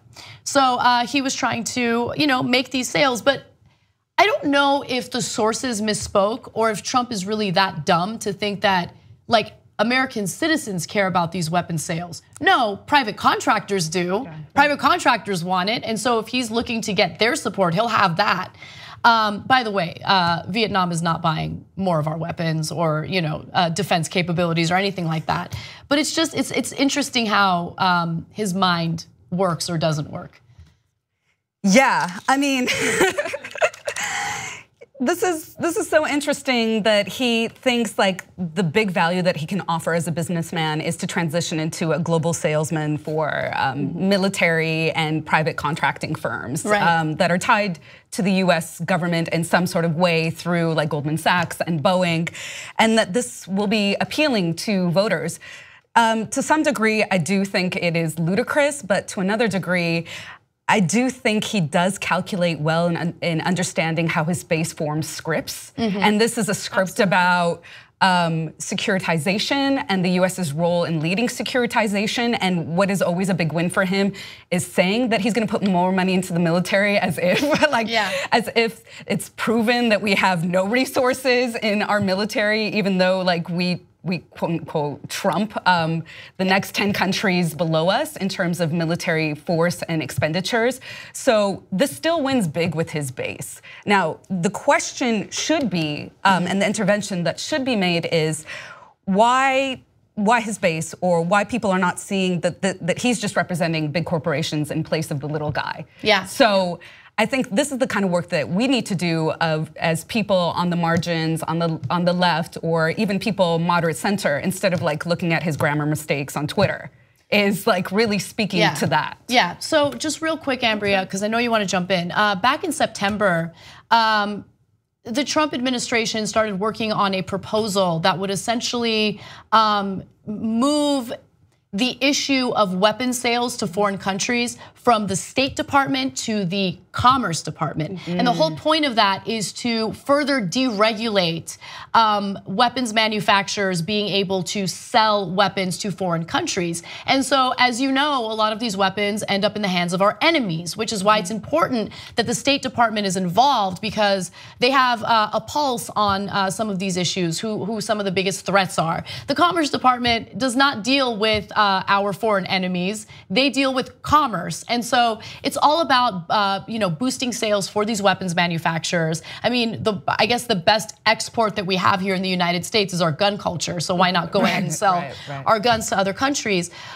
So I mean, you're right. You look at everything in the context of what's going on, and what it really does is it helps weapons manufacturers. Doesn't really help the American voter. But why is it so hard? Like, why do you have to spell it out? It's like so obvious. Like, don't they sit and think about, oh, how is it going to benefit me if Vietnam buys more of our weapons? I don't get it. Yeah, I think it's the work that you have to do to kind of get down to those nuggets. And I think there's this tendency, particularly with his voters, to kind of oversimplify this kind of American symbolism, right? Like, American military guns, right? So if you're gonna shoot down rockets, you're gonna shoot them down with American machinery, right? Like there's something in America equaling this kind of like force, right? So even if all of the other theoretical work that you have to do underneath that argument doesn't make sense, you kind of are just tying together these words, right? American military guns, and that symbolizes America as a force. I feel like when he first got to the first leg of his tour, all he did was talk about America as a force, and this is in somebody else's country, right? So there's a way in which these themes kind of travel with him, and they're very salient with his base. Right, and it is part of also his America First messaging, which is anywhere you go, they're gonna respect us because we are coming around with guns trying to force you to buy our weaponry. And I'm going to force the issue of respecting America in ways that we've never been respected before on the global stage, which is, again, just a ridiculous claim to be made, but it speaks to his voters, and the idea of being respected through your gun, as phallic as it may be, does communicate and does resonate with his base. But I would say, like, some points and connections we could make is that not only does militarizing not keep you safe, adding more weapons across the board, it influences people to build up stockpiles as a form of defense that could be easily triggered into war. We've seen that many times throughout history. But the other thing is that those weapons are used in really dramatically brutal ways. Like we gave Saudi Arabia $110 billion, and they are leading one of the most grotesque wars in Yemen that is turning into one of the worst humanitarian disasters. We are involved in that war. Absolutely. We are doing drone strikes in Yemen to help Saudi Arabia, which is incredible because some of Trump's most avid supporters were furious about the relationship that the United States had with Saudi Arabia prior to him getting elected. Well, he got elected, and guess what? He has further emboldened Saudi Arabia. He is extending US military intervention in Yemen. I mean, it's just, he has not followed through on a lot of the big issues that his base said that they cared about. Right. And taking the money and putting American expenditures and putting the big bets on selling weapons and building up our military power means that you're taking from social programs. You're taking from healthcare. You're taking from education. That's why we're deregulating education. That's why we have no money for it, right? And that's why it seems inconceivable to pay towards single-payer healthcare. But it actually is conceivable if we are one of the most wealthy nations on this earth. We were just in Portugal, which was one of the poorest countries in Europe and has an incredible healthcare system. And education system. And education system. I mean, it's something that Martin Luther King said in 1967 in his speech, calling out, condemning the US's war in Vietnam, which is the amount of money it takes to kill one person in Vietnam is so like astronomically huge compared to how little is spent on poor folks in the US. And meanwhile, he affects no change that will actually affect change in the US on this tour, right? There's no bilateral trade agreements, right? He doesn't extract any major concessions from China. He does nothing to arrest the nuclear program in North Korea. Like all of these things that really matter, none of that gets done. We're talking about guns. I know, but I mean, he said that it was the best trip that any US president has ever had. It looked fun. You know, it looked really fun because he wasn't working. Yeah, good clothes, talking about golf instead of human rights is basically what was said. Yeah. All right, let's go back to some happenings here in the United States. A sheriff in Georgia has been suspended after the governor, Nathan Deal, decided to suspend him following the sheriff signing off on the search of 900 high school students while police officers were looking for drug paraphernalia. No drug paraphernalia was found. However, these students were on lockdown for hours. Their cell phones were taken away from them. And the searches were much more invasive than what you would expect. And so a grand jury did indict the police officer that I'm talking about, the sheriff. His name is Jeff Hobby, and 2 deputies in connection with the search at Worth County High School. Hobby faces 2 counts of false imprisonment, 1 count of sexual battery, a charge of violating his oath of office.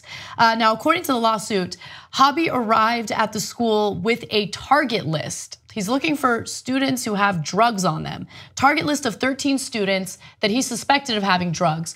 Only 3 of the listed students were at school that day, and Hobby had them brought to the administrative offices and searched. But that wasn't good enough for him. He decided, no, I want to go ahead and search 900 students. Think about what a gigantic waste of time and resources that is. They didn't find any drugs, no drug paraphernalia whatsoever. Besides which, really, you're going to focus all your attention on this issue? Okay. The lawsuit says Hobby then put the entire school on lockdown. Students were confined to classrooms, hallways, and the gym. Their cell phones were taken away so they couldn't even call their parents. And so this is not looking good because there is a lawsuit filed by the parents of some of these students because they had their genitals touched. In some cases, they had their clothes taken off or certain articles of clothing lifted in front of other students, and it was humiliating. I mean, this is a very clear abuse of power, so much so that the governor of Georgia had to intervene and suspend this guy. Yeah, I think this is a consequence of our addiction to policing and our addiction to the surveillance state. I mean, and just to even think back to my own high school experience, the fact that we had a cop on campus all the time, that most schools had a list of clothing that you couldn't wear because it was like gang affiliated, right?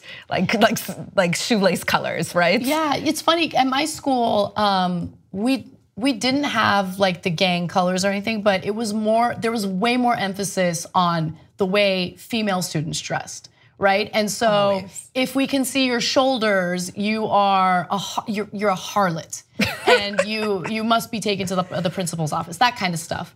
But you're right, like we didn't have a police officer. We had like a really like jolly like security guard guy named Jerry that I have fond memories of. Right? He was really nice, but we never felt like we were on lockdown or being watched. We weren't treated as criminals. And I think when students are treated this way, remember they're young, their brains are still developing. Yeah. It becomes a self-fulfilling prophecy, I think. Right. And there's ways. Go ahead. No, I was just going to say we had an officer in uniform with his police car right in front of the entrance to the high school. So it's already priming our brains to expect that encounter with the police, and that, again, not only criminalized, but you're on your toes because you think that you can possibly do something wrong, right? Whether or not it is suspecting them of drugs they don't have, but putting them in positions where they're made vulnerable and suspected of being a criminal. That's, I mean, when this starts young, like you said, it's a self-fulfilling prophecy. It's also definitely part of a targeted effort to certain schools, like public schools. This doesn't happen at private schools. I don't see this happening at all. Absolutely, and I'm sure, I guess this all started with a complaint from either a set of parents who were concerned about drugs at the school. If you've narrowed it down to a list of 13 students, you can go talk to them and their parents. I'm sure that's what would have been done if the school were a private school, and that is, an assumption. But there are ways of doing drug sweeps that are lawful, right? So this is both like incompetence and an overreach. So drug sweeps, they bring the dogs in, they don't pull students out of class. You don't interrupt. Students are here to learn. That's right. Right? So when you interrupt that process, it better be for good reason. This is not good reason. And I just feel like with minors, there's issues of like consent, with their bodies being touched in terms of these searches. They're minors, exactly. Yes. So it's wildly inappropriate. So I did a little more digging because I wanted to learn more about this sheriff. I wanted to know if he had, a record of complaints, had he abused his power in the past. And I came across this little kernel of information that I wanted to share with you guys. Sounds like it's gonna be juicy. It's good. Let's go to graphic 29. The sheriff now stands accused by the local prosecutor of interfering with the criminal investigation into his teenage son, Zachary Lewis Hobby, who's 17. The younger Hobby was arrested on October 9th and charged with felony possession of marijuana with intent to distribute and criminal trespass. Sheriff Hobby and his wife, who is also an employee of the Worth County Sheriff's Office, barged into the room ostensibly to invoke the 17-year-old's Fifth Amendment rights for him. So he got involved. This is more than juicy. I mean, come on. This is come on. This is like the Republican twist to the story of being against trans rights and then being caught in a bathroom. This is that twist. Yes. You needed to be searching your own house for the drugs because that's apparently where they were. I mean, who knows? And maybe that's the reason why he was so overzealous with these other students, because maybe he looks at his son and he's like, "Oh, look at what my son got into. It's because of the influence of some other person." So I don't know. I'm doing pop psychology here. Yeah, but that's parenting. That's not like that's not. You don't get to abuse your power and treat other students that way. And it's amazing. Like he'll stick up for his son, but he'll go ahead and strip search other innocent students who should be on campus to learn. You're absolutely right. 900 students. It's a lot of people. All right, we got to take another break. Let's do so. When we come back, more fun stuff for you guys. So make sure you do come back. See you in a minute. That's crazy.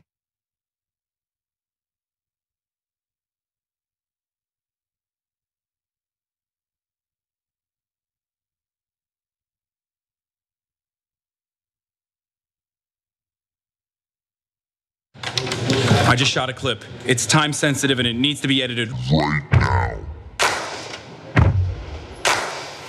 Did anybody call for an editor?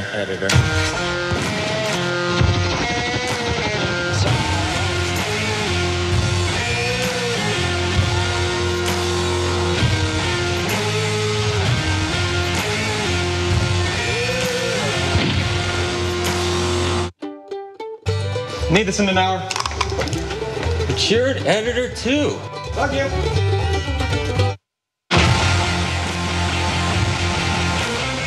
I'm Hassan Piker. Don't forget to follow me on Instagram at Hassan D. Piker and on Twitter at Hassan the Hun. And this has been The Breakdown. Was that good, guys? Okay. Not enough hashtag use. Hashtag abs, hashtag model, hashtag woke bae. Hashtag one black friend. I'm thinking more rings. I got them here. You need more accessories, way more accessories. I don't know where to put it. Come on, throw these on. Woke bae, not sleep bae. More sexy too. When's the last time you posted on Instagram? Too long. Come on, man. No, you need to post at least once an hour. What's the outfit of the day today? Is this what you're going with? No. We need more accessories. We need. This doesn't have anything to do. It doesn't. For your gay audience, man. Yeah, the gays love you, man. Okay. What else? What else do I need to do? You haven't appropriated a culture in a week. We have like a kimono or something. Damn, that looks good on you, dude. Perfect. How many rings you got on? Do we have any more? I got 3 more. Yeah, can we get more rings on this? And when you're done, kiss the ring. Look at the camera. Kiss the ring. Maybe like a little wink. Islam's role in terrorism and all the Huffington Post articles weren't doing well. I wasn't. How many likes did our last outfit of the day picture have? Only like 100,000. So I think that's where your focus needs to be. I hear you on all the blah, blah, blah social issue. We need to focus on followers. Kids in Yemen. We don't care if you sleep at night. Dab, dab. Okay, I'll dab. There you go. More. Talk about yourself more. I'm Hassan Piker. Don't forget to follow me on Instagram. Yeah, be more into it. Instagram is important for me. Americans losing access to healthcare coverage. I hear you. Attack Tommy more. I've done it so many. She shoots out of her living room now. It's like punching down now. We're okay with that. It helps the brand. We made you. We got you verified. You're nothing without us. So I don't know what else I need to do here. Dude, just take off that shirt. That's exactly why Tommy Lauren is stupid. I hate you. I'm Hassan Piker. Follow me on Instagram. Hashtag woke bae. Hashtag woke bae. Please follow me. Please.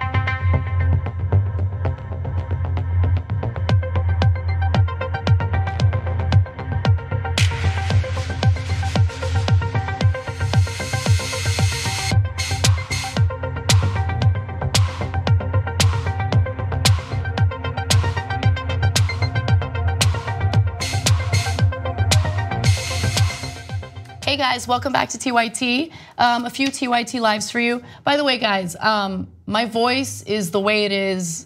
People think I'm like smoking during the breaks. I'm not a smoker. Why is that the thought, you guys? I don't know. I got laryngitis and I can vouch. She had no voice last week. Yeah, and yeah, it's been hard because I've never gone through this before. But anyway, I'm getting better, I hope. So thank you for your concern. I am not smoking during the breaks. Control Left says, why would Vietnam need F-18s? I mean, when was the last time someone went to war with them? Such a good point. Heiserberg says, hey, Donnie Tiny Hands, you want to make your approval ratings go through the roof? Quit. Number two, listen. Number two, or no, I'm sorry, no 2 weeks notice, just quit. Aaron Canawell says, absolutely loving the panel of strong women's voices on TYT Live tonight. Thank you. I know, this is great. Thank you. We need All right, we have 2 more stories that I definitely want to get to, so let's go right to it. Several prisons and jails throughout the country have switched to a computer system that is beyond faulty, so faulty that after people deal with their arrest warrants, after people are adjudicated and their situation is supposed to go away, the computer system doesn't register it, and then they get badgered and harassed by police officers. And so the latest case has to do with Tennessee. In fact, the Shelby County Correctional Center in Tennessee is facing a class action lawsuit, but this is not the only correctional center facing a class action lawsuit. There are places in California and various other states that use the exact same system and ran into a number of problems. People ended up spending weeks behind bars when they weren't supposed to, sometimes for minor infractions, in most cases after they haven't even been found guilty or convicted of anything. I'll give you one example. This is out of Tennessee. Plaintiff Lakeisha McCoy claims the faulty computer system caused a warrant for her arrest to be acted on multiple times after she paid her bond for an alleged parole violation and was released from police custody. However, the computer system allegedly never registered her release.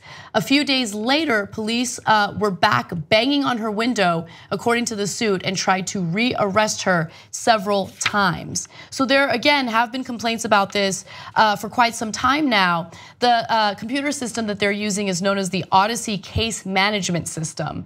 And the officials at this particular correctional facility were warned that it was deeply flawed and they would run into problems, but they decided to utilize it anyway. And I guess the big selling point is that this computer system is supposed to improve communications with other correctional facilities in other states.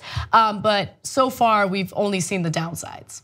Yeah, I think that example that you shared points to one of the many downsides, which is just increased police encounters. Like that escalation can be deadly in certain communities, right? So I don't want to be an alarmist about that, but it's a very grave reality. I think also in terms of the lawsuits, I feel like citizens are on the hook for this, right? Yeah. Ultimately, something that could have been remedied, right? Because there were warnings that we end up paying for it, right? Like all of these police mistakes, the citizens end up having to pay for it, which is problematic. And you also pay for the resources that it takes to keep someone behind bars. Right. By the way, what I read you as an example was bad, but there are cases that are even worse. The computer system registered completely innocent people as sex offenders in some cases. Wow. Yeah.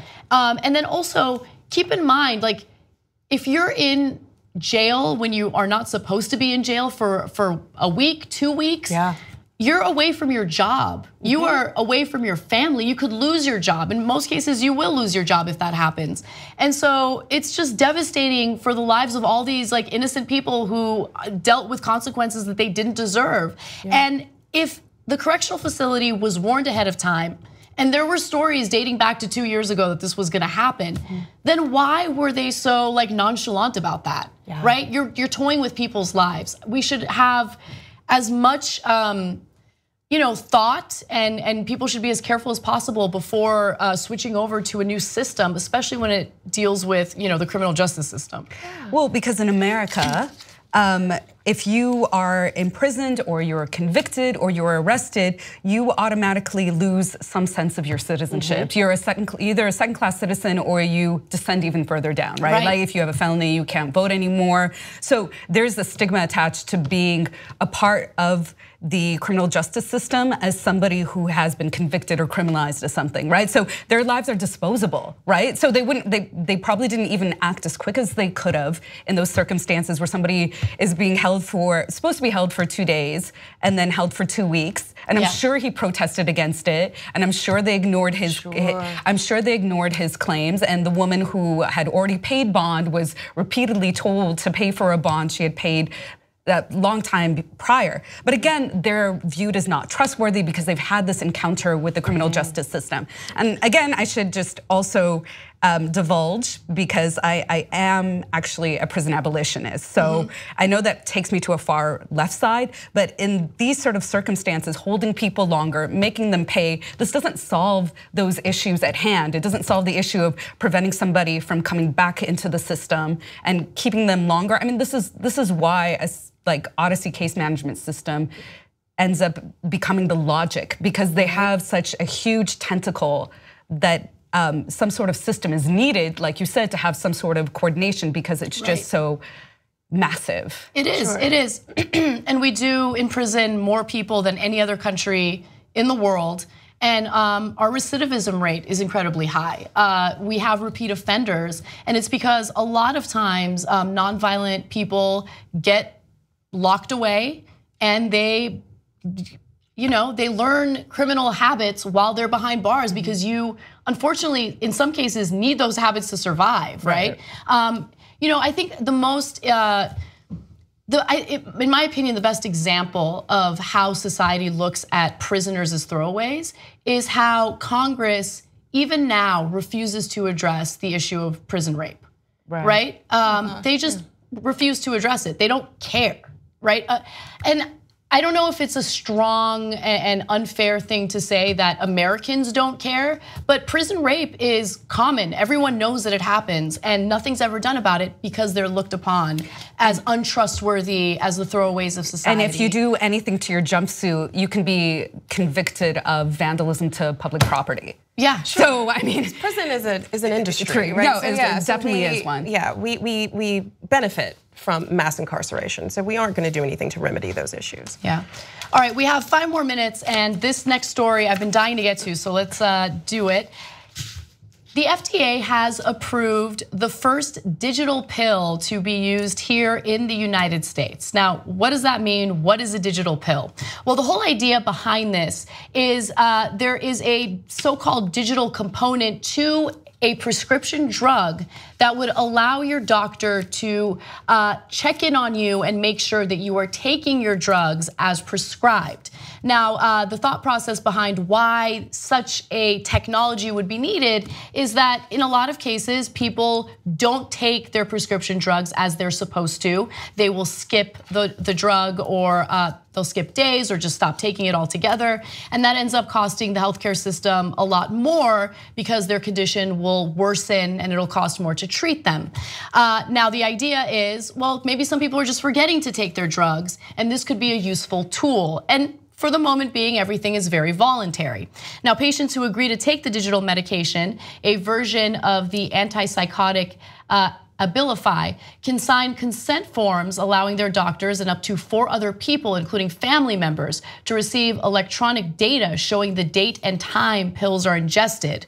Also, a smartphone app will let them block recipients anytime they change their mind. So this smartphone app also allows them to sign in and talk about how they're feeling at different parts of the day after they take the drug. The technology could potentially be used to monitor whether post-surgical patients took too much opioid medication, or clinical trial patients correctly took drugs being tested. So this all has to do with a sensor. It contains copper, magnesium, and silicone. These are all ingredients that are safe and found in foods, and it generates an electrical signal when splashed by stomach fluid. So I wanted to kind of open this up to you guys and get your sense of whether this is a good thing or bad thing. Clearly, there are privacy concerns. That is a concern that I have. And some insurance companies might also think about giving people discounts if they're willing to sign on to this and allow their doctors to monitor their drug taking behavior. I find that problematic. Yeah. Oh yeah. No, the Black Mirror is not in the future, it's now. It totally is. And it was really interesting that they're starting with schizophrenia patients who have issues of paranoia, of thinking somebody's out to get them. I mean, this article was like digital pill big brother. And the chairman of psychiatry at Columbia, he said something interesting. He said there's an irony in it being given to people with mental disorders that can include delusions. It's like a biomedical big brother. So, I mean, I'm always on the fence around this stuff, especially high-tech solutions that low-tech problem solutions haven't been thought through. One thing, I went to a functional doctor, or I was inquiring about this functional doctor, and they asked if I could bring somebody with me so I could have an accountability partner as part of my journey towards my medical healing. And so I wonder if that's a different kind of solution that doesn't require people ingesting something and having a sensor that is also attached to a patch that is triggering some sort of app on your phone that you need to be responsible for updating like your emotions towards the pill taking process. I just feel like, and again, right now everything is super voluntary. This is in its infancy in the US. But I just worry about things getting out of hand. It just sounds too invasive to me. Absolutely, it sounds really invasive. It sounds like a lot of steps. So the folks that it would even help, like elderly folks who need help doing this, they're not gonna strap something to themselves and follow an app, and it almost creates another issue. So again, it just seems a little problematic. Yeah, so we'll see how it goes. And for people who think that this is actually great and it's the future, cool. I just hope it remains voluntary, and I hope that insurance companies don't start, coercing us. Incentivizing it in ways that. Yeah, exactly.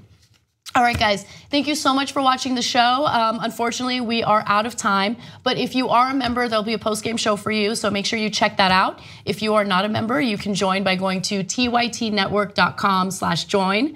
And I wanna thank the awesome ladies that joined me for the show today, Maytha Al-Hassan, Ambria Allen. Thank you so much. Thank you. It was so great being with you. Yeah, I liked it. All right, guys, thank you so much for watching. We'll see you soon.